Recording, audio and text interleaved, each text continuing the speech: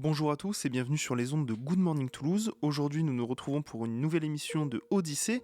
Mais avant émission, vous savez bien ce qui vous attend, c'est un portrait d'espace. Aujourd'hui, nous avons le plaisir de recevoir Charlène Doucet. Bonsoir Charlène. Bonsoir.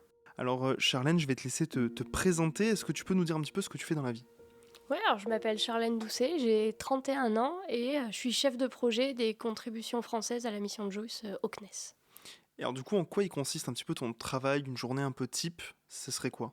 Dans une journée type, il y a des mails quand même, comme un peu dans tout boulot d'ingé, de formation. C'est échanger avec les partenaires, que ce soit les laboratoires du CNRS, ça peut être l'Agence spatiale européenne, un peu toutes les parties prenantes sur le satellite JUICE, et faire en sorte que notre satellite et que tout est en place pour que ça fonctionne. Ok. Et avant d'en arriver là, ça a été quoi un petit peu ton parcours depuis l'école ? Alors à l'école, j'ai eu un peu de chance, j'étais une bonne élève, quoi, ça aide en général à partir vers des études scientifiques, donc j'ai poursuivi dans cette voie-là. Euh, Collège, je voulais être vétérinaire, ça m'a vite passé.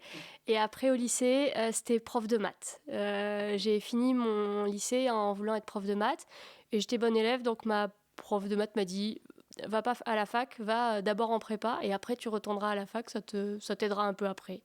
Et en fait, je suis allée en prépa, je m'en suis bien sortie et du coup, j'ai réussi mes concours d'école d'ingé et j'ai continué dans cette voie.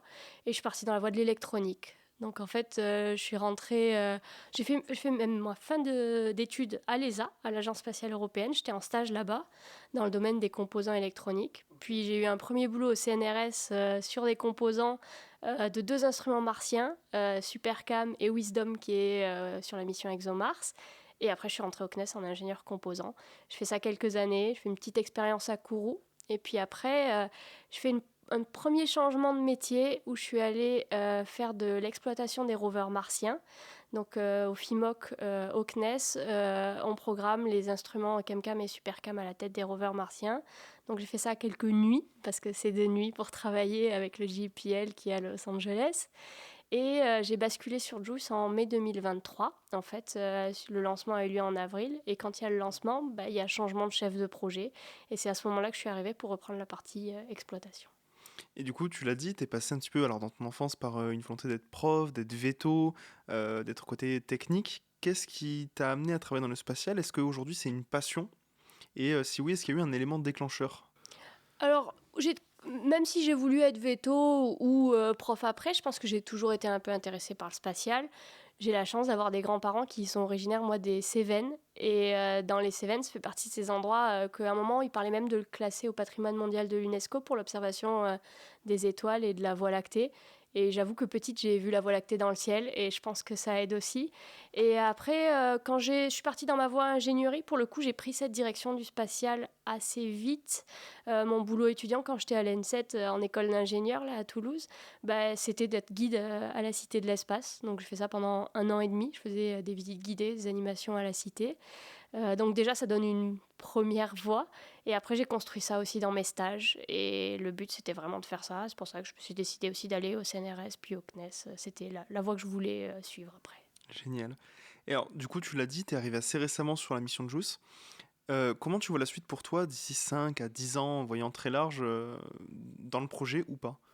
Alors, j'ai pas tout dit parce que j'ai dit que j'étais arrivée tôt sur la mission de JUICE, mais en fait, j'ai commencé par l'élément le plus petit de la mission de JUICE parce que je suis rentrée au CNES en ingénieur composant où 30-40% de mon temps était dédié à aider les laboratoires français à sélectionner, à approvisionner les composants électroniques pour cette mission. Donc c'est un peu comme ça que j'ai mis le pied dans le projet et donc que je l'ai connu. Donc en fait j'ai commencé à entrer dans le projet JUICE en 2017, donc quelques années quand même avant le lancement. Et je suis devenue chef de projet en 2023. Mais j'avais quand même déjà un peu travaillé dessus. Dans 5-10 ans, comment je me vois évoluer sur JUICE ? En fait, JUICE, c'est une mission un peu particulière parce que aller sur Jupiter, c'est pas comme aller orbiter autour de la Terre où il faut quelques mois, normalement, en échelle. Aller sur Jupiter, c'est 7 ans et demi de croisière. Donc, c'est un lancement en 2023 pour une arrivée sur Jupiter en 2031. Et en fait, avec cette croisière longue, en fait, ça veut dire qu'on ne va pas vraiment utiliser le satellite ou avoir des données, en tout cas, qui relèvent de Jupiter jusqu'à cette date-là. Donc, je ne me vois pas abandonner l'aventure tout de suite. J'imagine que c'est une aventure longue, mais intéressante. Et en fait, plus on s'y prend et plus ça dure et plus on s'y attache aussi. Et moi, j'aime bien porter ce truc-là au CNES. Et donc, je pense que ça durera un petit peu, ouais. On espère pouvoir te retrouver dans quelques mois, voire années, pour que tu puisses nous en dire un peu plus sur Bah, le lancement de la mission. j'espère et avec grand plaisir. Et alors, une dernière question, mais qui est hyper importante. Est-ce que tu aurais un conseil à donner à celles et ceux qui voudraient embrasser une carrière dans le spatial? Et notamment, on le sait, parfois, être une femme dans le spatial, ça peut faire un peu peur. Est-ce que tu aurais un conseil à donner aux femmes qui voudraient aussi se lancer dans ce secteur? Alors, je pense que même au-delà du spatial, il y a les sciences hein, et l'ingénierie où c'est pas facile.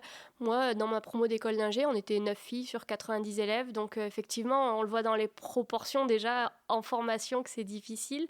Donc, il y a ce jugement des autres, il y a ce être forte en maths ou en physique, c'est pas forcément le truc le plus cool de la classe quand on est au lycée. Et en même temps, après, on le vit plutôt bien.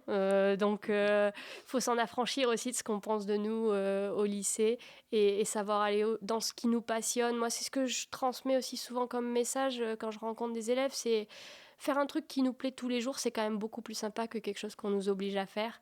Et on n'est pas obligé d'être passionné de spatial, mais si c'est l'automobile plutôt, ou, quoi, ou même un autre domaine, hein, la médecine, mais aller dans ce qui nous plaît, ce qui nous passionne, ça facilite quand même le quotidien, parce qu'après on y passe presque plus de temps que chez nous, quoi. Bah écoute, sur ces très belles paroles, déjà, merci beaucoup. Et puis on se retrouve tout de suite pour l'émission avec à tes côtés, où on va pouvoir parler de plein de choses, dont Joss. À Merci très à vite. toi.